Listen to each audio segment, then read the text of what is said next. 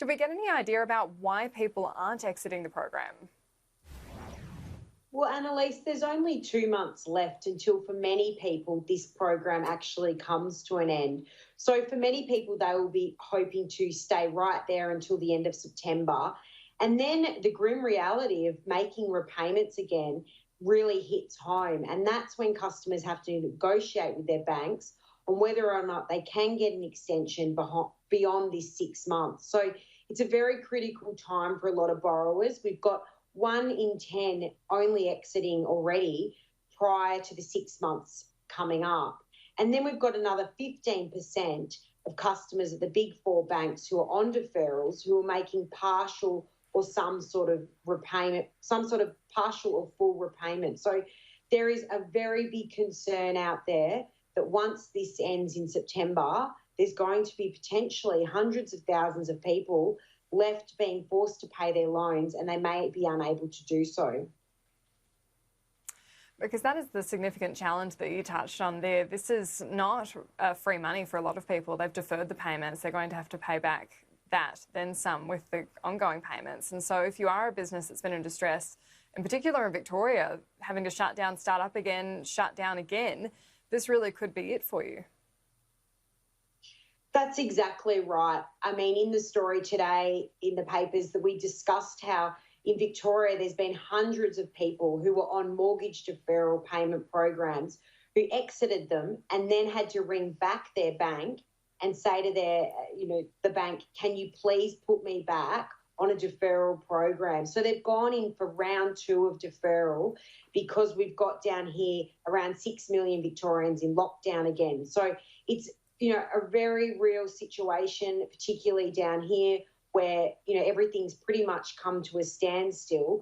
And for the rest of the country, there's still a lot of uncertainty around our jobs and whether there will be jobs, come the end of September when JobKeeper is wound back and the changes to JobSeeker kick in. So there's a very tough road ahead.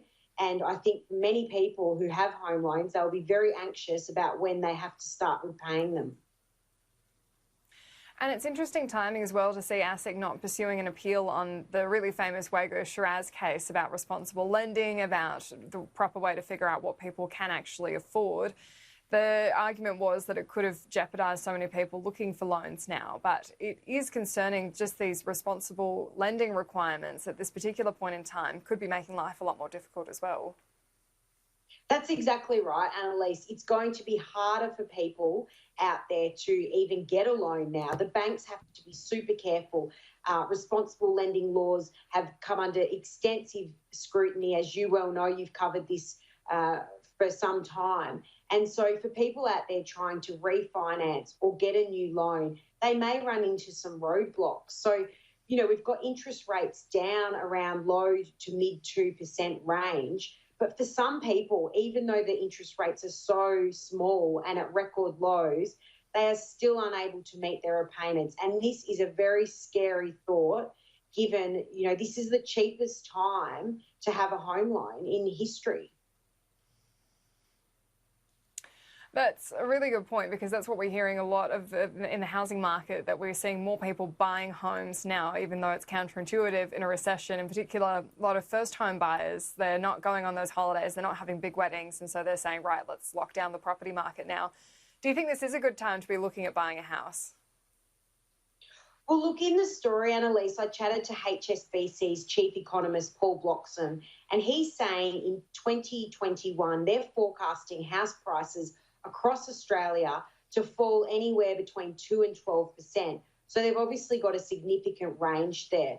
I think at the moment the housing market, isn't faring too badly. But come 2021, when JobKeeper ends, when JobSeeker continues to be wound back, and when businesses don't reopen, there is going to be a lot of people out there who simply cannot afford their mortgages and will be forced to sell their properties. And that could be the perfect time for people, particularly first home buyers, to pounce. And it's so different city to city too. I know Canberra's a different kettle of fish because we've got so many public servants here, and Melbourne, Sydney again have had different experiences. But we will have to leave it there. Sophie Olsworth, thank you as always for your time.